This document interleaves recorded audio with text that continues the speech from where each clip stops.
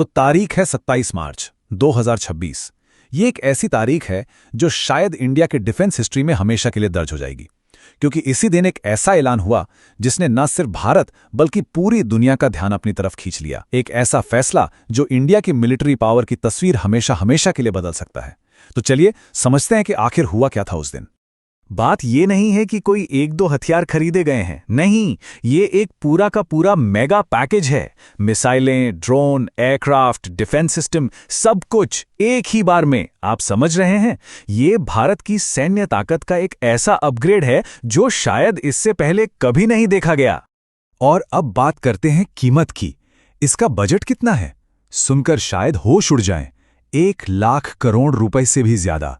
जरा सोचकर देखिए, ये अमाउंट इतना बड़ा है कि भारत के कई राज्यों का जो सालाना बजट होता है ये उससे भी ज्यादा है। तो मतलब साफ है, ये आंकड़ा ही अपने आप में बता रहा है कि ये कोई मामूली फेरबदल नहीं है, बल्कि एक बहुत बड़ा सोचा समझा स्ट्रेटेजिक इन्वेस्टमेंट है। तो सवाल ये है कि इस 1 लाख करोड़ के भारी भरकम पैकेज के अंदर आखिर है क्या क्या। चलिए अब एक एक करके इस नए जखीरे को खोलकर देखते हैं और समझते हैं कि कौन सा सिस्टम भारत को कौन सी नई ताकत देने वाला है। चलिए सबसे पहले बात करते हैं भारत के आसमान की सुरक्षा की, और इस सुरक्षा का सबसे बड़ा नाम है S-400 एयर डिफेंस सिस्टम। इसे एक तरह की अदृश्य ढाल समझिए, एक ऐसा सुरक्षा कवच जो किसी भी शहर या एक बड़े इलाके को दुश्मन की मिसाइलों और लड़ाकू विमानों से पूरी तरह महफूज रख सकता है। और ये सिस्टम पहले से ही इंडियन डिफेंस स्ट्रैटेजी का एक अहम हिस्सा रहा है।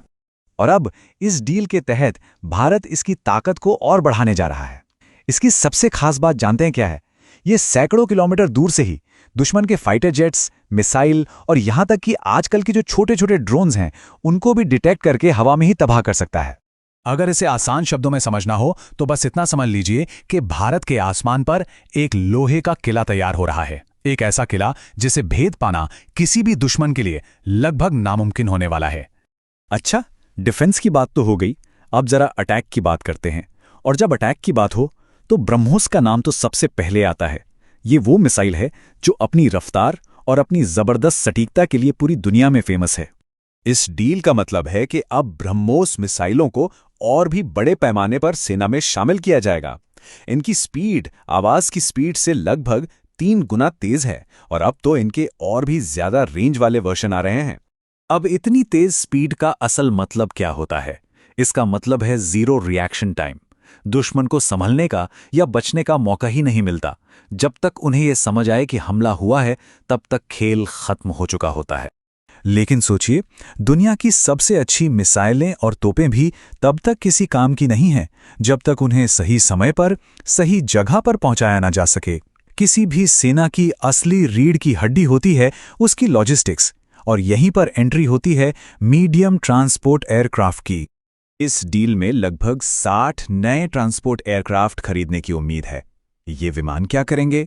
ये हमारे सैनिकों, बड़े बड़े टैंकों और दूसरे जरूरी सामान को बहुत ही तेजी से एक जगह से दूसरी जगह ले जाने में मदद करेंगे। मतलब चाहे बॉर्डर पे कोई टेंशन हो या फिर देश के अंदर कोई इमरजेंसी, भारत के पास ये क्षमता होगी कि वो कुछ ही घंटों में अपने सैनिकों और जरूरी सामान को देश के किसी भी कोने में डिप्लॉय कर सके। तो अब बात करते हैं फ्यूचर की, भविष्य की लड़ाइयों की।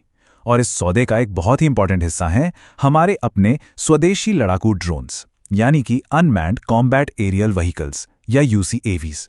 इनका सबसे बड़ा फायदा, इसमें किसी पायलट की जान का कोई खतरा नहीं होता। इन्हें हजारों किलोमीटर दूर बैठकर कंट्रोल किया जा सकता है और दुश्मन के किसी भी ठिकाने पर एकदम पिन पॉइंट एक्यूरेसी से हमला किया जा सकता है।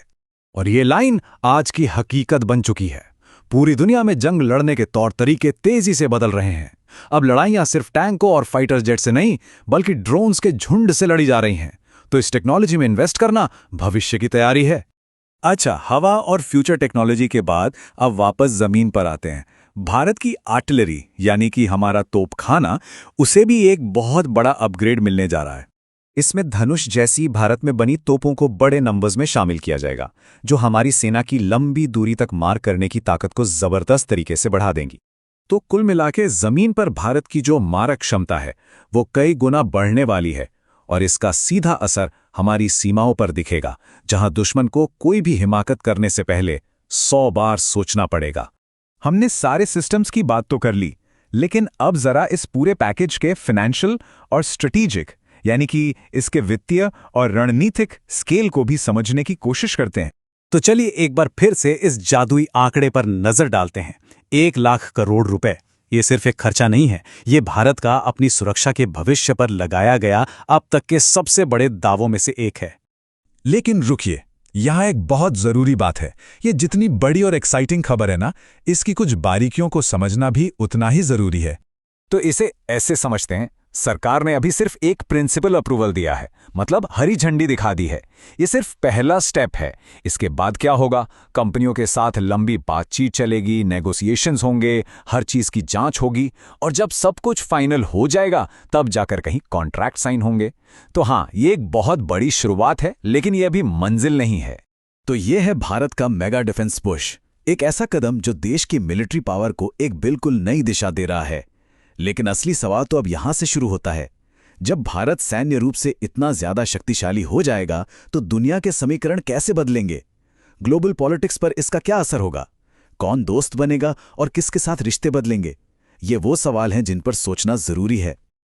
रिस्क सिर्फ मार्केट में होता है, प्लानिंग में नहीं। DGN कैपिटल मैनेजमेंट के साथ स्टॉक मार्केट, म्यूचुअल फंड और insurance. AMFI IRDAI certified. Your success our priority.